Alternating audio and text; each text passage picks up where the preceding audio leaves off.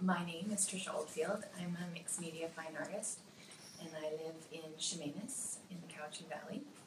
And I primarily work mixed media collage on wood, as well as I do acrylic painting.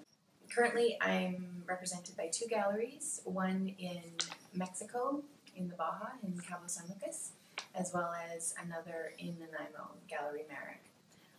Plus, I also do show my work with the Waterfront Gallery, as well as my designs. I have an online shop, an e-commerce site that I have been working with for the past couple of years. And what I do is I design clothing, pillow slips, and bags, and I use my originals as inspiration for the designs. Trisha uses a variety of techniques and mediums, including collage, acrylic painting on canvas, watercolor and ink, lino-cut prints, photography, and digital and hand-drawn illustrations. She uses papers and patterns from vintage magazines and books to breathe new life into old, discarded, forgotten art. Painting professionally for over 20 years, her paintings are textured and large-scale. Her work possesses a distinctive contemporary style, a result of her strong background in graphic design and commercial illustration.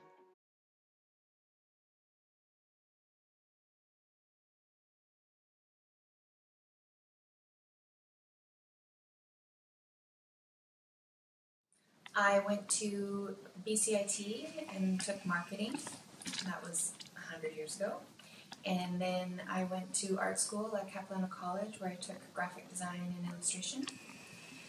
So I also have been I did take some other art classes. I went to school in San Miguel de Allende in Mexico, in central Mexico. And then a lot of, a variety of different workshops and that sort of thing.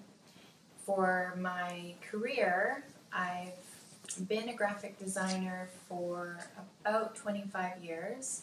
I worked with some ad agencies and a design house, and then about 15 years ago I started my own company called Little Fish Design, where I do graphic design and commercial illustration. And I've done commercial illustration like paintings, drawings, things for the government. I've done large paintings for the government and private companies, and logo designs, brochures, trade show booths, that sort of thing. That was sort of my main career for the past 15 years. Yeah.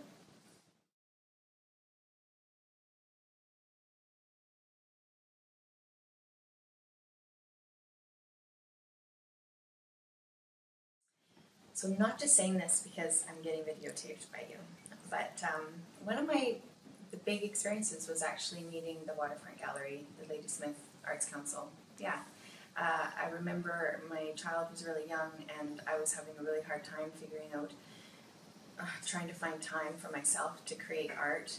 And I came to the Waterfront Gallery, and just the first smell of it, I was in love, and came upstairs and found out that there was a space available, and then it just skyrocketed from there. I've been nothing but supported here. I've done talks, I've put my art in some of the shows that have happened, some of the fundraising opportunities. I've worked with them doing posters and promotions, been on videos. They did that, Life in Cowichan Valley, that part of that. It's just been nothing but amazing. And so I think that was, I don't know if it's seminal, but it was pretty pivotal for my career. Because then after that, I started going into galleries and taking my art seriously. So yeah, it was pretty huge.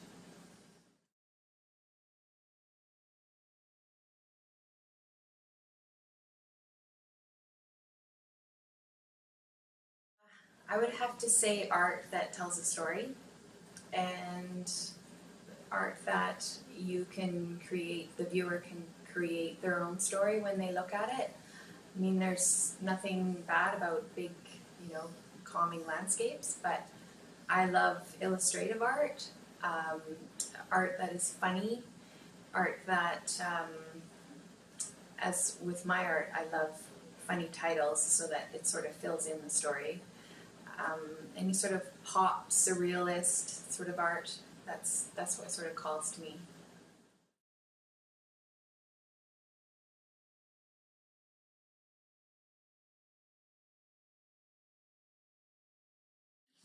Okay, the superpower I would like to have is I would love to levitate or fly, because then I could be in my studio for way longer and my back wouldn't hurt. And then also I could just fly around and I wouldn't have to drive because I hate driving. So, and I know I should probably have a superpower that does more for humanity and everything, but I thought that's the first thing that came to mind when I saw that question.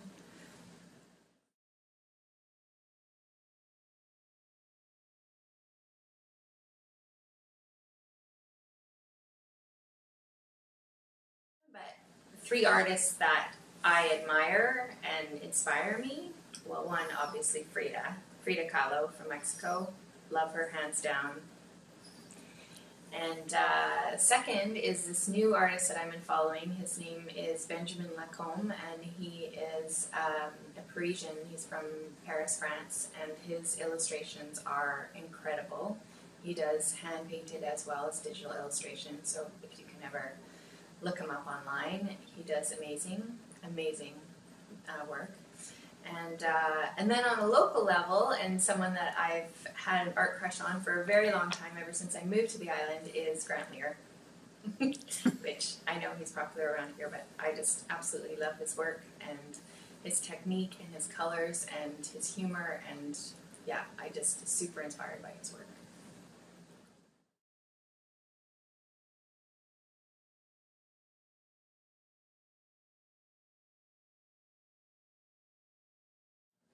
I would say Mexico, definitely. One of my series that I'm known for is my Colourful Life series, where I celebrate the culture and colors and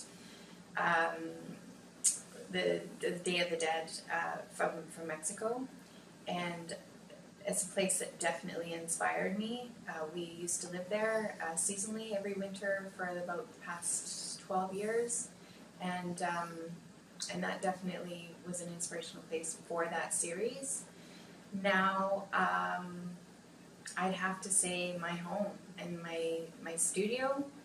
I love when my husband takes my daughter and our dogs away, so I can have the studio and the house all to myself and just live off toast and peanut butter and just stay in my pajamas and just be in my studio for like 36 hours straight. And I just get so inspired because I just immerse myself. And right now in my life, I don't have a lot of time to just do that.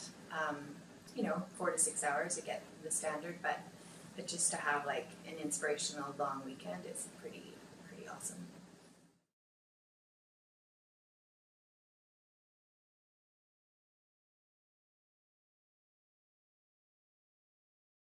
Okay, so this was given to me at MISA, the Metchosin International Summer School of the Arts in Metchosin, well, it's Metchosin.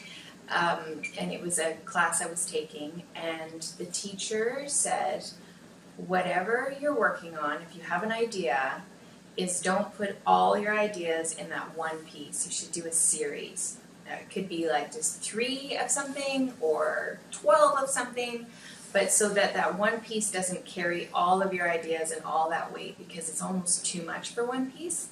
So it's good to sort of spread it out. And looking at my bodies of work, I've definitely done that. I've taken that advice to heart, whether it's Colourful Life, the Mexico, whether it's my Northern Dane series. I did a series inspired by living up in the Arctic and the fabulous women that live up there.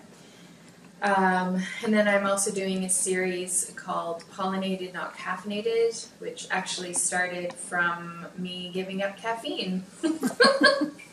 And I just did this one. I was inspired by that. I was doing a whole bunch of different collages that were sort of therapeutic, and it came out. And so I think I just finished my 4th one of that series. So it's fun, and they evolve, and they all don't, of course, don't look the same, but they sort of have that same idea that you can play with and work with, and it doesn't have to fall just on one piece. So that was really good advice, I thought.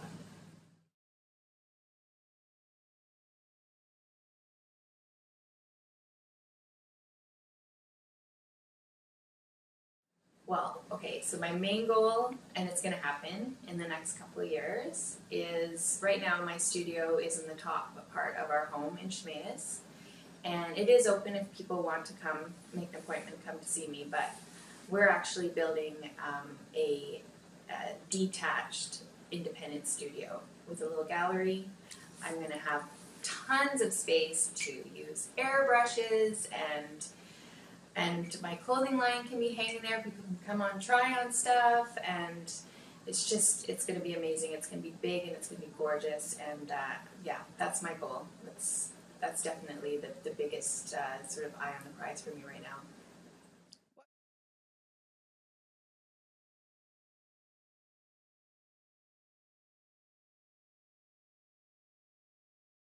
Definitely my family.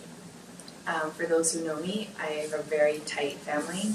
My husband, my daughter, my dogs, and my parents, and my close family is so important to me, and they help me through a lot. They're very supportive, and that would definitely be one of the things.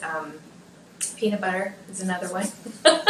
I've recently had to give up everything, alcohol, caffeine, lots of different types of food and everything, and if I had to give up peanut butter, I would just be a really grouchy person.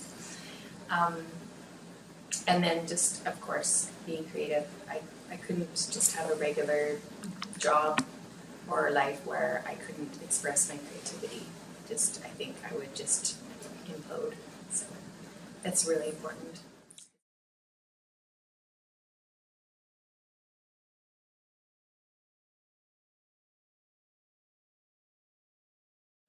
I would love to do two things. One, design costumes, because for those of you who know me, I'm obsessed with making costumes. Halloween is the best day of the year. So I'd love to make costumes for like stage. And in that same sort of context, I'd love to do stage design. Like just sort of like the whole set and everything, but mostly costumes, I think. That would be like textile, sewing, creating the costumes. That would be fun.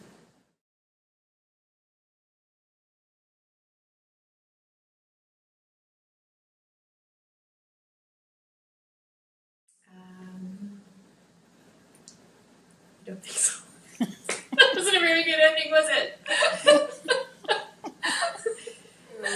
Thanks for watching.